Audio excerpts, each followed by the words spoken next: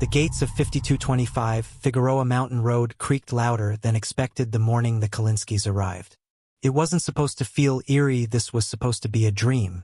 Ryan and Jennifer Kalinski had saved for a decade to move out of their cramped apartment in Van Nuys. They weren't celebrities nor millionaires. Ryan, 38, owned a small recording studio downtown. Jennifer, 36, taught dance at a local school. They were two people who loved music so much, they were willing to take out a huge loan for the chance to own a piece of music history. Neverland Ranch. Of course, the estate had changed hands before. It had lost its zoo, its amusement park, its staff. Most of the land had been subdivided and sold off. What remained was the main house and a few surrounding acres, still massive, still imposing. The Kalinskis didn't buy it under the Neverland name. It had long since been rebranded as Sycamore Valley Ranch, and the real estate listing made no direct mention of Michael Jackson. But everyone knew. The house had sat empty for over a year before Ryan placed a bid. It surprised even the bank when it was accepted. These kinds of places, their agent warned, come with stories. But the Kalinskis didn't believe in ghosts. They believed in opportunity. The first few days were full of giddy disbelief. Jennifer danced barefoot through the cavernous hallways. Ryan turned the old movie theater into a private mixing room.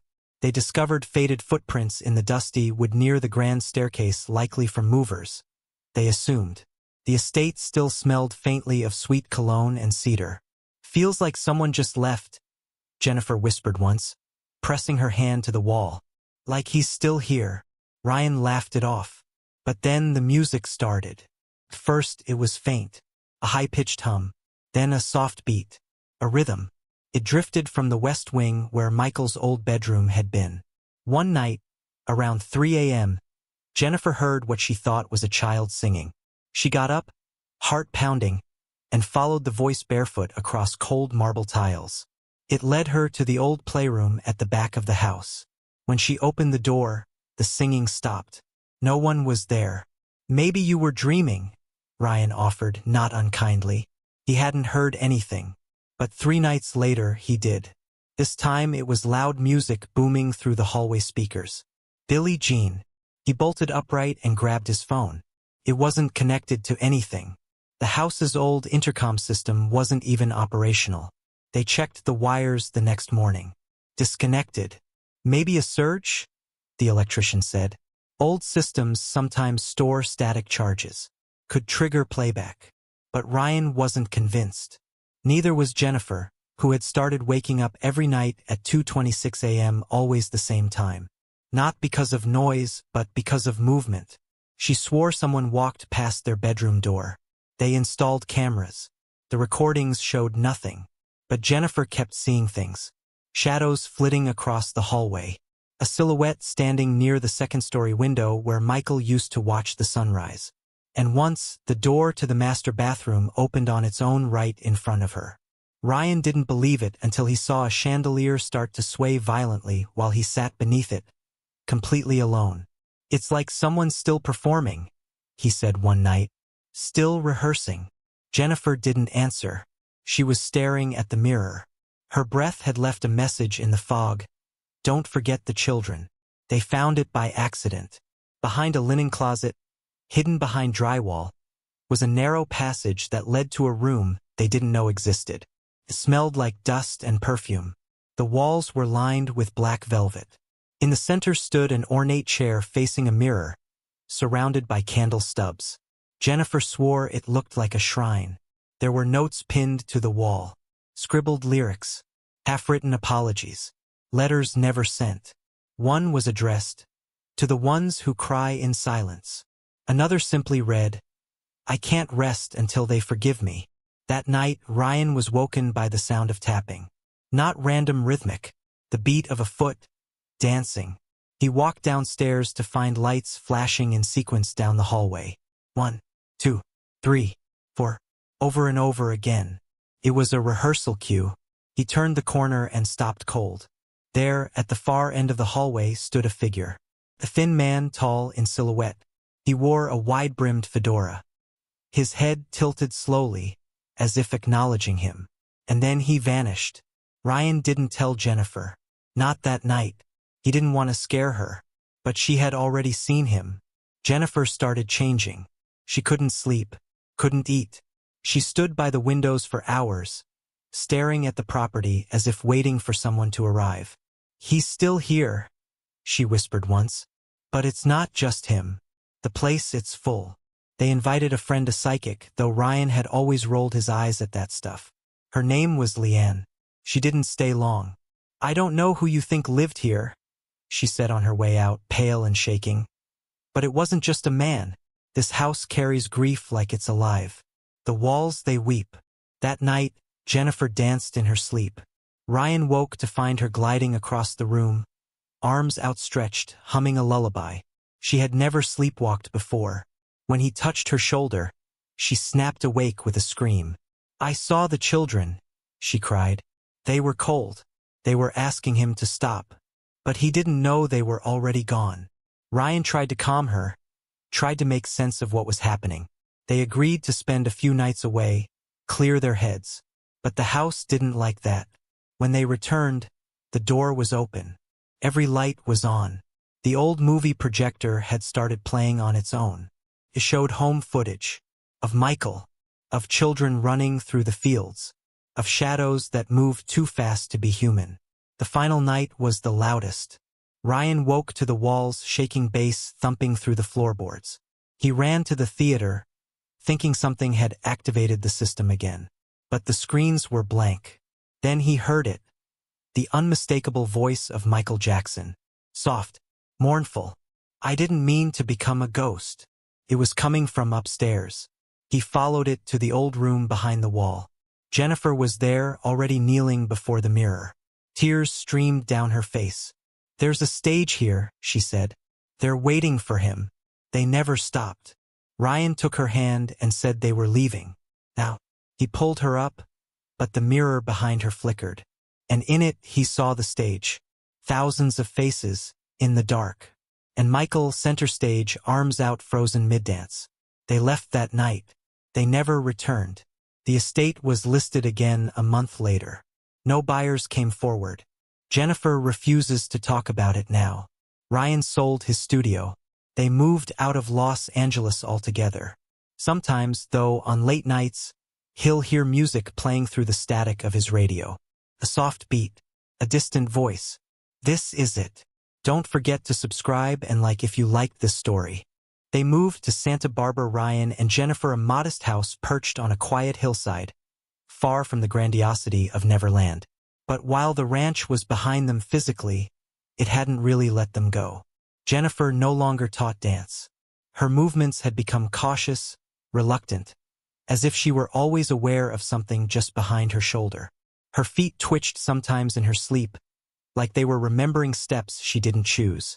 Ryan, once full of fire and creativity, spent most days in silence, rearranging cables in his modest home studio, only to walk away before playing a single note. There was a slow corrosion happening between them, like metal left too long in salt water. Ryan didn't speak of the dream until the fourth night in the new house. He had woken up drenched in sweat, and instead of waking Jennifer, he sat outside on the porch, barefoot, shirtless, staring at the dry California hills. In his dream, he was beneath the stage, not on it. Under it, crawling through the tight, dusty space between floorboards and forgotten memories. Above him, muffled by layers of wood and dust, the sound of cheering, screaming, even rose and fell like waves. But it wasn't a performance. It was something else. A ritual, almost. Rehearsals that never ended. Movements on repeat. He reached a trapdoor in the dream, wooden with a small brass handle. And as he touched it, he heard it, a sharp whisper, like a breath directly in his ear. "You were supposed to stay." The next morning, Jennifer was already up, staring out the window, arms crossed tight across her chest. She didn't look at him. "He's looking for someone," she said plainly. "He doesn't know where he is. Or maybe he knows, and he just doesn't like it." Ryan didn't ask who she meant. He knew. There were things she hadn't told him, like the fact that for weeks before they left Neverland, she had begun seeing something in the mirror. Not just the faint image of a man, or the edge of a hat, but a reflection that wasn't hers.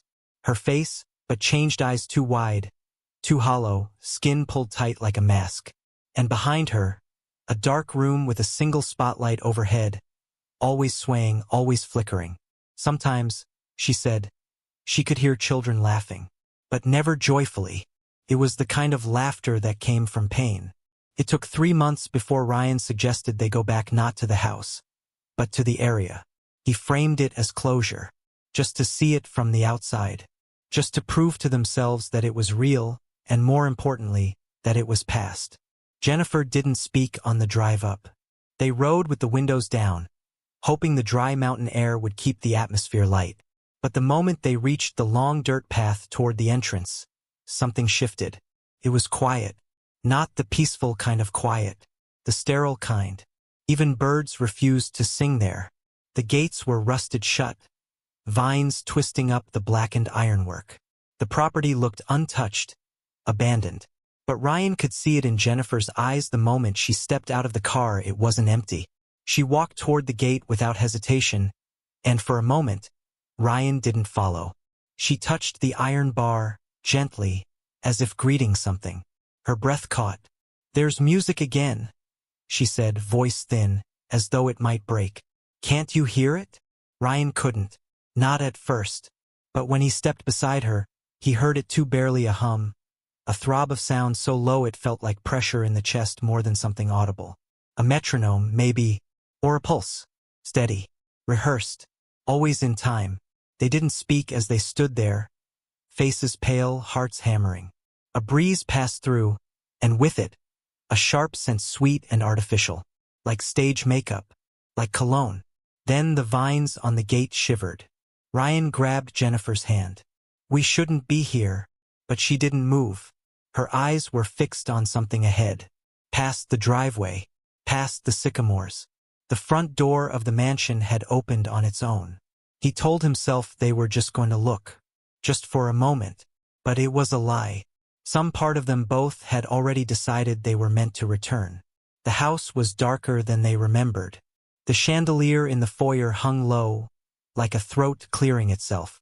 Dust covered the staircase like frost, undisturbed, except for a single set of footprints, small ones leading from the base of the stairs toward the west wing. The air was heavy, warm, as if the house had been sealed tight to preserve something. They didn't turn on any lights.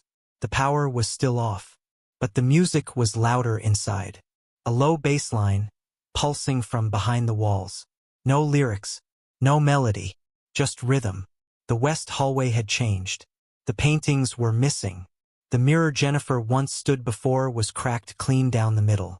At the far end, the velvet-curtained room still waited, untouched. But now the chair was gone, and in its place a small bed, child-sized, with an empty microphone stand beside it. Jennifer stopped walking. "Do you feel it?" she asked. "It's like it's all underground." Ryan said nothing.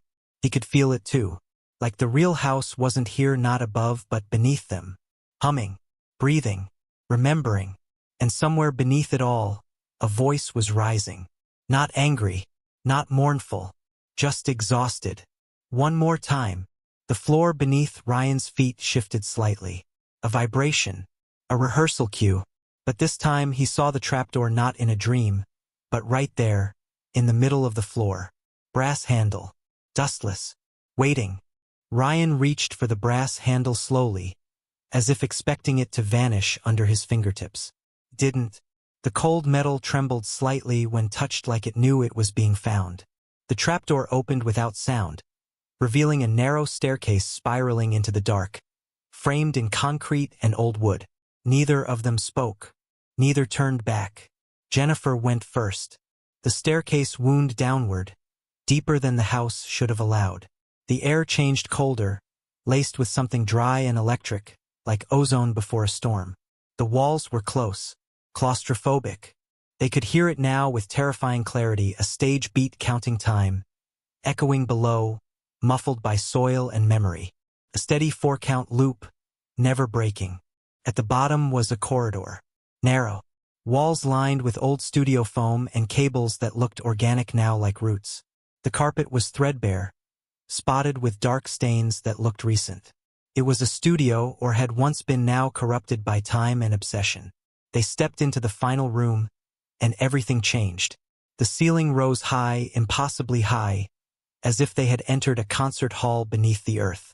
Spotlights hovered in midair, suspended from nothing. The entire room was a replica of a stage. The smooth black flooring, the mounted rigging above, and in the center facing away from them stood a figure. Still, perfectly still. He wore the signature silhouette: fedora, sequin jacket, glove. The lights hit him just right, enough to show the shimmer. But he did not move. First, Ryan thought it was a statue. Then he noticed the slow rise and fall of its chest. Breathing. Jennifer's hand gripped his arm, but she said nothing. Then the music began. A low hum at first, then a beat, then the swell of a synthetic string section, building as if the audience had just arrived. But there was no crowd, only shadows in the corners, watching silently. And the man on stage turned. His face was partially obscured by shadow, but they saw the eyes deep, sunken, not quite human. Not angry, not malicious, just tired. So endlessly tired. "They won't let me stop," he said. His voice was soft, but it echoed as if shouted through a stadium. "They're still watching." Ryan looked around and saw them. Rows and rows of empty seats filled with impressions. Shifting shapes that resembled children. Applause that came without hands. Smiles that were too wide. And above it all, music that never resolved, always climbing. Never ending. Jennifer took a step forward. "They want to rest," she said. He looked at her, not the man on stage, but the presence wearing him. "I tried," he whispered. "I gave them everything. I gave myself. And still they dance in the dark." Suddenly, the lights flared. The stage brightened. A new song began. Something unfinished, broken. Chords that clashed. Dancers without faces flickered into form and began to move across the floor. Their steps mechanical, twitching, desperate. The figure began to dance too, slowly, as if dragged by invisible wires. The fedora dipped. The gloved hand raised. A moonwalk that left dark footprints smoking in its wake. Jennifer stepped onto the stage. Ryan reached for her, shouting, but no sound came. She turned back only once, her eyes wet. "He never wanted to haunt this place," she said. "He just never knew how to leave." And then the lights cut out. Ryan woke on the floor of the velvet room. The trapdoor was gone. The bed was gone. The microphone stand. Everything. Just wood and dust and silence. It was morning. Sunlight streamed through the cracks in the curtains, warm and ordinary, like nothing had ever happened. Jennifer lay beside him, curled into herself. Her breathing was steady. She didn't speak for days. But when she finally did, it was while staring out the window of their car, watching the house vanish behind them for the final time. "I told him he could stop," she whispered. "I told him we forgive him." Ryan didn't ask who she meant. He already knew. The house sold a year later. A new name on the deed. Another family with ambition. A film producer. His wife. 2 daughters. They lasted a week. Reports of footsteps. Laughter. An entire speaker system activating during the night. But this time there was no music. Only silence. And in that silence, the faintest whisper behind the walls. "This is it." But it wasn't. Not yet. Because some stages are never struck. Some curtains never fall. And some stars, no matter how bright, how broken, never stop performing for ghosts that refuse to leave the front row. The house sold a year later. A new name on the deed. Another family with ambition. A film producer from Los Angeles. His wife, once a backup singer. 2 daughters ages 7 and 10, each already enrolled in private dance lessons. They called it fate when the property came on the market. "We'll bring it back to life," the wife had said. "Restore the magic." They lasted a week. On the third night, every screen in the house turned on at once: TVs, tablets, even powered-off phones flickering with static and momentary flashes of rehearsals that had never aired. Quick glances of sequin jackets spinning in place. Gloved hands stretching out in slow, impossible motion. And in the living room, faint music that seemed to come from inside the walls. No melody, just that relentless click, click, click of a metronome counting time. The youngest girl said she heard tapping at her window every night, even though they were on the second floor. The older one stopped speaking entirely after finding a white glove beneath her bed, still warm to the touch, though they hadn't unpacked anything yet. The wife began sleeping in the hallway. She said she felt something watching from the master bedroom closet, something tall and hunched, like a dancer in mid-bow. On the sixth night, the family packed their bags without speaking a word to each other and drove off before dawn, leaving most of their belongings behind. The house was silent again, but not empty, because deep below the floorboards, beyond the walls of the velvet-curtained room and the buried trapdoor, the stage remained. Dark, waiting, listening. Sometimes, when the wind moves just right through the old sycamores and touches the edges of the abandoned gates, you can hear it again, that faint echo of a footstep gliding across the stage, followed by another, and another, then the sudden hush of a crowd that hasn't gathered in years. Then a voice familiar, broken, yet eternal. 5, 6, 7, 8. And the show begins again, because some artists are born to entertain, even when no one is left to applaud. Don't forget to subscribe and like if you liked this story.